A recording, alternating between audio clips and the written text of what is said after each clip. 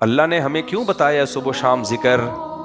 کچھ لوگ تو اس کو فضول سمجھتے ہیں کہ صبح و شام لا الہ الا اللہ وحدہ لا شریک لہ لہ الملک ولہ الحمد وہو علی کل شیء قدیر سبحان اللہ والحمد للہ. کیسے پیارے الفاظ ہیں.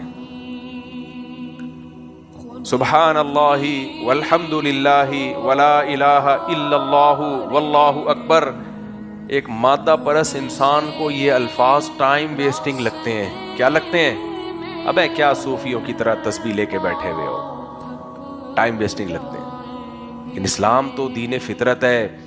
اللہ کو پتہ ہے جس چیز کا تذکرہ ہوتا ہے محبت اسی چیز کی آتی ہے، اسی چیز کی محبت آتی ہے.